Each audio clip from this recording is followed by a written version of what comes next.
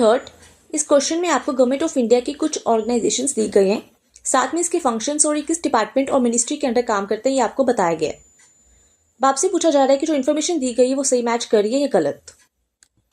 Statement first, क्या ED responsible है fugitive economic offenders act 2018 को इन्फोर्स करने के लिए, और ये internal security division first ministry of home affairs के अंडर काम करते हैं। क्या डायरेक्टरेट ऑफ रेवेन्यू इंटेलिजेंस का फंक्शन कस्टम एक्ट 1962 के प्रोविजंस को इन्फोर्स करना है और इसका डिपार्टमेंट ऑफ रेवेन्यू और मिनिस्ट्री ऑफ फाइनेंस के अंडर काम करते हैं।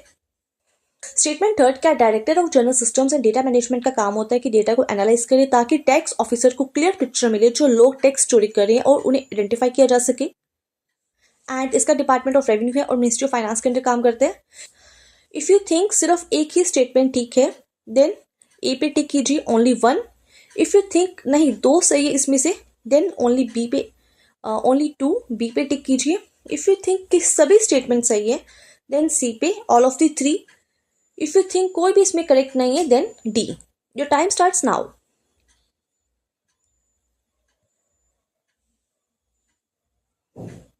Right answer is A, only one. Now let's understand these statements one by one. Main first, directorate of enforcement जिसे हम ईडी के नाम से भी जानते हैं, इसका गिवन फंक्शन करेक्ट है। ईडी आपका रिस्पॉन्सिबल है फ्यूजिटिव इकोनॉमिक ऑफेंडर्स एक्ट 2018 को इन्फोर्स करने के लिए, लेकिन जो इसमें मिनिस्ट्री दी गई है that's incorrect. ED department of revenue ministry of finance के अंदर काम करता है, ना कि मिनिस्ट्री ऑफ होम अफेयर्स के। अब चलिए एक बार हम ईडी के बेसिक्स को क्लियर कर लेते हैं। भारत जब 1947 में आजाद हुआ था, हम सब जानते हैं उस वक्त देश में कितनी दिक्कतें थी। इकोनॉमी के पॉइंट ऑफ व्यू से हम बात करें तो फॉरेन करेंसी की शॉर्टेज चल रही थी, डॉलर बाहर जा रहा था, इलीगल फॉरेन ट्रांजैक्शन हो रही थी, स्मगलिंग और हवाला टाइप जैसी एक्टिविटीज बहुत एक लेवल पर बढ़ चुकी थी। इसलिए गवर्नमेंट ने एक एक्ट इंट्रोड्यूस किया, फेरा 1947 फॉरेन एक्सचेंज रेगुलेशन एक्ट, और इस लॉ को प्रॉपर्ली इन्फोर्स करने के लिए ईडी को 1956 में इन्फोर्समेंट यूनिट के रूप में बनाया गया, लेकिन बाद में इसको डायरेक्टरेट ऑफ इन्फोर्समेंट कहा जाने लगा। शुरुआत में ईडी का फोकस फॉरेन एक्सचेंज वायलेशंस को कंट्रोल करना, सिंपल भाषा में हम बात करें तो देश का पैसा बाहर ना जाए, इलीगल फॉरेन ट्रांजैक्शंस को रोका जाए, इसलिए ईडी को बनाया गया था। लेकिन टाइम के साथ इंडिया में इकोनॉमिक क्राइसिस बहुत बढ़ चुके थे। 1947 का लॉ अब इतना इफेक्टिव नहीं रहा, इसलिए 1973 में फेरा को और स्ट्रिक्ट बनाया गया ताकि फॉरेन एक्सचेंज को टाइटली रेगुलेट किया जा सके और नेशनल इंटरेस्ट को प्रोटेक्ट किया जा सके।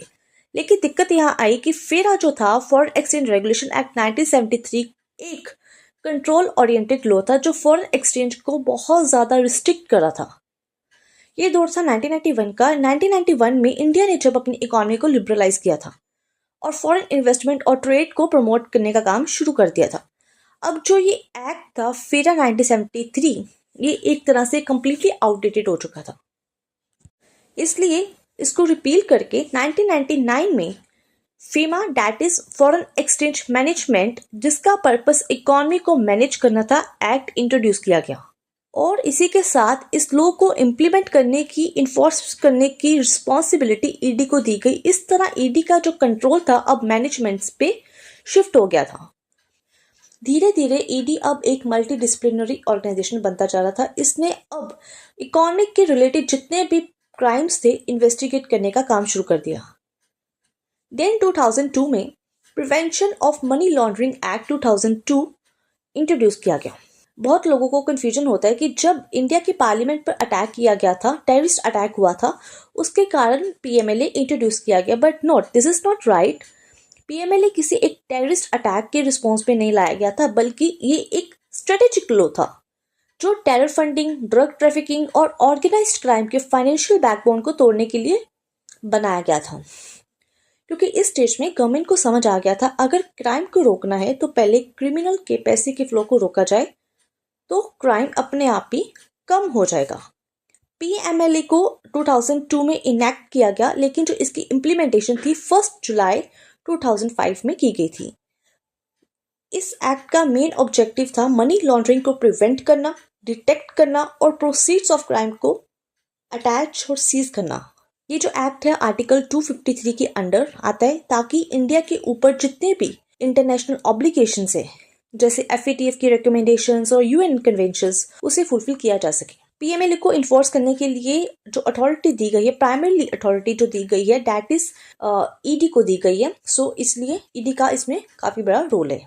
So now let's talk about Fugitive Economic Offenders Act 2018. We all know 2016 में विजय माल्या और 2018 में मेहुल चोकसी और नीरव मोदी जैसे जब ऐसे फ्रॉडस्टर देश का लगभग 22,585 करोड़ का फ्रॉड करके देश से भाग जाते हैं, तो उस वक्त इंडिया के बैंक्स को काफी बड़ा झटका लगता है। तो जब इस तरह के हमारे केसेस हमारे सामने आए तो हमें एक बहुत बड़ा लीगल में जो लॉ में सीरियस गैप देखने को मिला, क्योंकि एक एक्यूज्ड पर्सन देश छोड़कर भाग रहा है तो हम उसकी प्रॉपर्टी को या एसेट्स को जब्त भी नहीं कर पा रहे।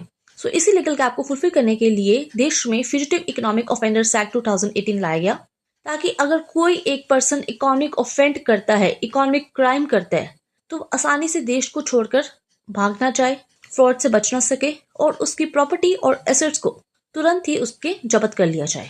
Directorate of revenue intelligence, this statement is correct. इसका फंक्शन कस्टम एक्ट के प्रोविजंस को इन्फोर्स करना है और ये department of revenue, ministry of finance के अंडर ही काम करते हैं। बेसिकली DRI का काम है बॉर्डर पर जितने भी drugs, gold, wild life products, fake goods, smuggling को पकड़ना और साथ में कस्टम ड्यूटी की चोरी होने से रोकना। Third, director general of systems and data management, ये दिस स्टेटमेंट इज इनकरेक्ट। यहाँ पे UPSC ने DG सिस्टम और DGRM के कॉन्सेप्ट को मिक्स किया हुआ है। Now let's understand first what is DG system. Now DG system का जो प्राइमरी रोल है कस्टम्स और सेंट्रल एक्साइज के IT सिस्टम को डिजाइन करना, डेवलप करना और मेंटेन करना। Now on the other side, DGARM का पर्पस है डेटा को उठाना, पैटर्न्स को देखना, रिस्क प्रोफाइलिंग चेक करना, जो सस्पिशियस केस है उसे आइडेंटिफाई करना और जो टैक्स इवेडर्स है उनको पॉइंट आउट करना और ऑफिसर इंटेलिजेंस को डेटा इनपुट देना। So that is why this statement is incorrect.